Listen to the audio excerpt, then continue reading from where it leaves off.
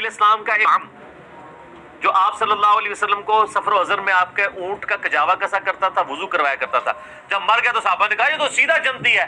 آپ فرمایا تم جنت کی بشارت دے رہے ہو، حالانکہ مجھے اللہ نے دکھایا کہ اس نے مال غنیمت کی ایک چادر چوری کی تھی جو آگ کی بنا کے اس کے اوپر ڈال دی گئی ہے. تو صحابہ کرام گھروں کو دوڑے، اگر کسی نے ایک رسی کا ٹکڑا بھی اٹھایا ہوا تھا نا، یہ دیکھیں یہ خیر ہے یہ لے جاؤ، وہ واپس جمع کروا دیا.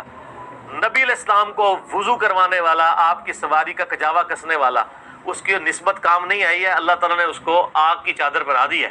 بسم اللہ الرحمن الرحیم. آپ نے مرزا محمد علی کا بھی ایک کلپ سنا ہے، اس میں بخاری شریف کی حدیث نمبر 6707 اس نے بیان کی ہے، اور حضرت مدعم جو کہ صحابی تھے رضی اللہ عنہ، ان کے متعلق یہ ثابت کرنے کی کوشش کی ہے کہ ان کو عذاب ہو رہا ہے، اور اس کے پیچھے اس نے دو باتیں ثابت کی ہیں. ایک بات یہ ثابت کرنے کی کوشش کی ہے کہ ہر صحابی نبی جنتی نہیں ہے، یعنی عذاب صحابہ کو بھی ہوتا ہے، ان کو بھی جہنم کی آگ جلاتی ہے. اور دوسرا، نسبت فائدہ نہیں دیتی. یہ دو باتیں اس نے کی ہیں. ہم پہلے تو اس بات کو سمجھنے کی کوشش کریں گے کہ کیا صحابی کو عذاب قبر ہو سکتا ہے. تو پہلے ایک بات یاد رکھیں کہ ہمارا نظریہ صحابہ کے بارے میں یہ ہے کہ وہ قطعی جنتی ہیں، سب صحابہ جنتی ہیں.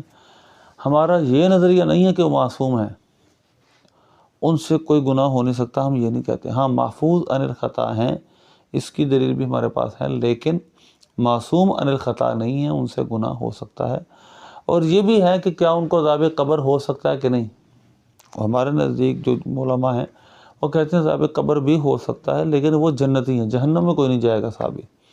اصل بات یہ ہے برزخی زندگی میں کچھ سختی ان پہ ہو سکتی ہیں. اب اس کی دلیل کیا ہے ہمارے پاس؟ پہلی بات تو یہ ہے کہ جو اس نے کہا کہ صحابی کو عذاب ہو رہا تھا، تو ہمارے پاس تو قرآن پاک کی آیتیں ہیں. یہ تو خبر واحد ہے، مسلم میں بھی ہے، ابو داؤد میں بھی ہے، ترمذی میں، نسائی، مختلف کتب میں یہ حدیث ہے. تو خبر واحد ہے، اور ایک طرف قرآن پاک کی آیات ہیں، ہم قرآن پاک کی آیت کو ظاہر پریفر کریں گے، لیکن پھر بھی ہم اس حدیث کا صحیح محمل بیان کرتے ہیں. پہلی بات یہ ہے کہ 11ویں پارے کا دوسرے رکوع کی پہلی آیت ہے وَالسَّابِقُونَ الْأَوَّلُونَ مِنَ الْمُهَاجِرِينَ وَالْأَنصَارِ وَالَّذِينَ اتَّبَعُوهُم بِإِحْسَانٍ رَضِيَ اللَّهُ عَنْهُمْ وَرَضُوا عَنْهُ وَأَعَدَّ لَهُمْ جَنَّاتٍ تَجْرِي تَحْتَهَا الْأَنْهَارُ خَالِدِينَ فِيهَا. اللہ نے فرمایا کہ وَالسَّابِقُونَ الْأَوَّلُونَ، وہ جو پہلے سبقت لے جانے والے پہلے صحابی ہیں مہاجرین انصار میں سے، من المہاجرین والانصار، والذین اتبعوہم بإحسان، اور جو ان کی اچھائی میں پیروی کریں گے، رضی اللہ عنہ ورضوا عنہ، اللہ ان سے راضی، وہ اللہ سے راضی. وأعد لهم جنات تجری تحتها الانہار، اللہ نے ان کے لیے وہ باغ تیار کر رکھے ہیں جن کے نیچے نہریں رواں. تو لہذا اللہ نے ان کے قطعی جنتی ہونے کو قرآن میں بیان کیا، وہ سابقون الاولون من المہاجرین والانصار والذین اتبعوہم بإحسان.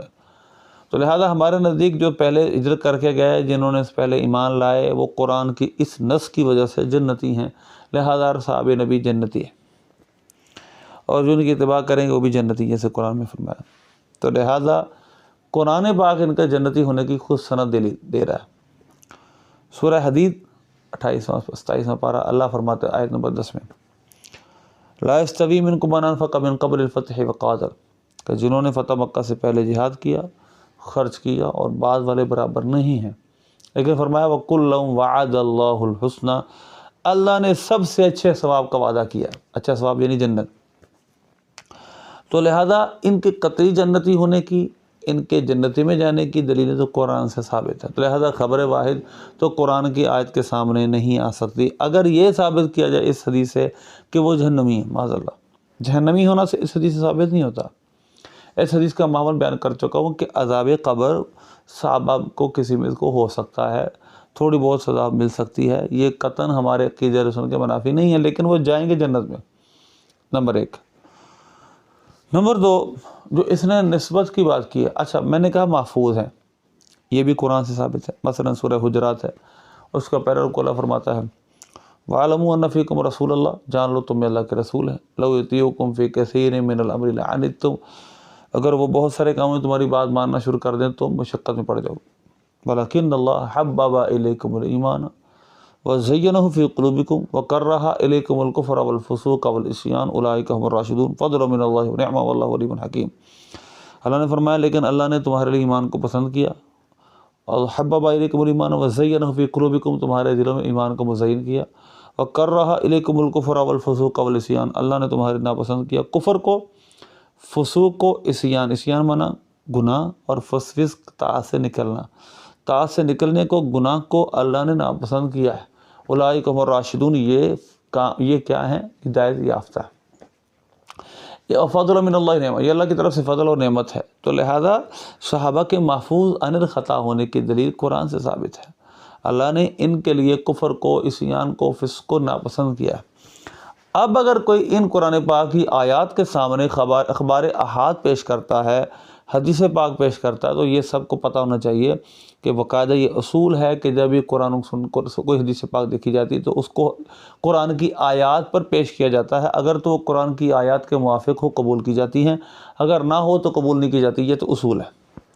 لیکن اس کے ساتھ ساتھ ہم جب خبر واحد میں تعویل کر سکتے ہیں تو ہم تعویل بھی کریں گے، اور تعویل یہ ہے، میں نے پہلے عرض کر چکا ہوں کہ ہمارے نزدیک صحابہ کرام علیہم رضوان معصوم عن الخطا نہیں ہیں، محفوظ عن الخطا ہیں۔ اگر ان سے کوئی گناہ ہو جائے، ان کو تھوڑی بہت سزا مل جائے، اس کا مطلب یہ نہیں ہے کہ وہ جہنم معاذ اللہ جہنمی ہو گئے، نہیں ہیں، وہ جنتی۔ تھوڑی بہت سزا اگر کسی کو ملے گی اس کے بعد وہ جنت میں جائے گا۔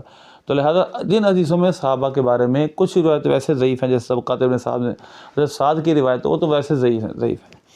ہاں رہی جو صحیح بخاری کی روایتیں یا سیاست کی، ان کی تعویل یہ ہے کہ وہ عذاب قبر تھوڑے وقت کے لیے ان کو دیا گیا، اور اس کے بعد وہ پاک صاف ہو جنت میں جائیں گے۔ نمبر 1۔ دوسرا پوائنٹ، اس نے کہا کہ نسبت فائدہ نہیں دیتی، صحابی کو نسبت نے فائدہ نہیں دیا۔ اب یہ بات سمجھنے کہ ایسے ہم کس طرح ذہنیت اور کس طرح کے صفاء الاحلام حدثاء الاسنان جیسے حدیث پاک میں ہے کہ صحیح بخاری میں حدیث ہے کہ ان کی جو عقلیں ہوں گی خارجیوں کی، وہ بے وقوف ہوں گے، عقلوں کے اعتبار سے بے وقوف ہوں گے، عمریں تھوڑی ہوں گی۔ کتنے بڑے علماء کے بارے میں یہ ہٹ کرتا ہے، عمریں ان کی تھوڑی ہیں جتنے بھی مرزے کے ماننے والے، اور یہ خود، اور یہ ہٹ کرتے ہیں اتنے بڑے بڑے علماء پر، محدثین پر۔ تو لہذا اب یہ ہے کہ ان کو سمجھ بوجھ اتنی ہے، تو اب یہ ثابت کیا کرتے ہیں کہ دیکھو جی نسبت نے فائدہ نہیں دیا۔ اب میں ایسے چند سوال کرتا ہوں، نسبت کا فائدہ کیا ہوتا ہے؟ پہلی بات تو یہ سمجھ میں آنا چاہیے، نسبت اگر فائدہ نہیں دیتی تو صحیح بخاری اور سیاستہ کی حدیثوں میں یہ بات ثابت ہے کہ حضرت سیدہ فاطمہ الزہرا رضی اللہ تعالی عنہا جنتی عورتوں کی سردار ہیں۔ وہ جنتی عورتوں کی سردار کس نسبت سے ہیں یہ بتا دیجئے۔ یقیناً وہ نبی پاک صلی اللہ علیہ وسلم کی بیٹی ہونے کی نسبت سے، ایمان کے بعد ایمان ضروری تھا، ایمان لے آئیں تو بیٹی ہونے نے فائدہ دیا، اور وہ نسبت کے فائدے کی وجہ سے جنت میں عورتوں کی سردار ہوں گی۔ حسنین کریمین کس کی نسبت سے جنت کے سردار بنے؟ ان الحسن والحسین سیدہ شباب اہل الجنہ، یہ کس کی نسبت سے ہیں؟ یہ جامع ترمذی کی حدیث ہے، یقیناً نبی پاک صلی اللہ علیہ وسلم کی نسبت سے۔ تو نسبت اگر فائدہ نہیں دیتی تو مکے کو جو فضیلت اتنی حاصل ہے، جو مدینہ شریف کو اتنی فضیلت، وہ کس نسبت سے ہے؟ تو بالکل فہم و عقل و فراست سے باہر بات ہے یہ کہنا کہ حضور کی نسبت کسی کو فائدہ نہیں دیتی، بلکہ عام مومنوں کی نسبت بھی فائدہ دیتی ہے۔ یہ تو نبی پاک صلی اللہ علیہ وسلم ہے۔ اب سورہ طور پڑھیں آپ، والذین آمنوا واتبعتہم ذریتہم بایمان الحقنا بہم ذریتہم، کہ جو ایمان لائے اور ایمان میں جنہوں نے ان کی ذریت میں جس نے ان کی پیروی کی، اگرچہ ان کے عمل تھوڑے تھے لیکن ایمان میں وہ پیروی کر گئے تو جنت میں اپنے والدین کے ساتھ ہوں گے۔ تو یہ قرآن پاک کی آیات ہیں جن سے یہ مفہوم سارا ثابت ہوتا ہے کہ ایمان کے بعد نسبت فائدہ دیتی ہے۔ ہاں ایمان کے علاوہ جو نسبت ہوتی ہے وہ فائدہ اگر دیکھیں، جہنم کا عذاب تھوڑا سا کم ہو جائے گا، لیکن جنت میں کوئی کافر داخل نہیں ہوگا۔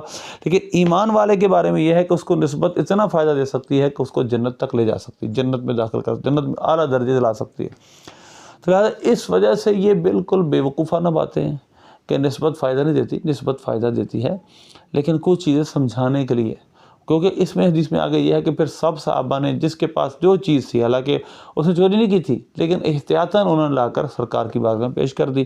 تو لہذا کچھ چیزیں صحت کے لیے ہوتی ہیں، کچھ چیزیں سمجھانے کے لیے ہوتی ہیں، جس طرح کے وہ شخصوں کے جن کو قبر میں عذاب ہو رہا تھا، ایک چگلی کرتا تھا اور ایک پیشاب کے چھینٹوں سے نہیں بچتا تھا، اگرچہ اس کے بارے میں یہ ہے کہ وہ پرانی قبریں تھیں، دوسری روایت میں جدید قبریں تھیں، چلے ہم جدید بھی مان لیں، تو بھی ہم یہی کہیں گے کہ یہ نصیحت آنے والوں کو سمجھایا گیا ہے، وگرنہ صحابہ کے بارے میں یہ کہا جائے کہ وہ معاذ اللہ جہنم میں بھی جا سکتے ہیں تو یہ قرآن کی نصوص کا انکار ہے، اور خبر احاد سے قرآن کی نصوص کا انکار نہیں ہو سکتا۔ لہذا مرزا محمد علی ان کے فالوورز کو چاہیے کہ اس باتوں پر غور و فکر کریں، اور خدارہ جو اور مسلمان ہیں وہ ان کے شکنجے میں نہ آئیں، یہ آپ کو بہت ہدایت سے دور لے جائیں گے۔ اللہ سے دعا اللہ عمل کی توفیق عطا فرمائے۔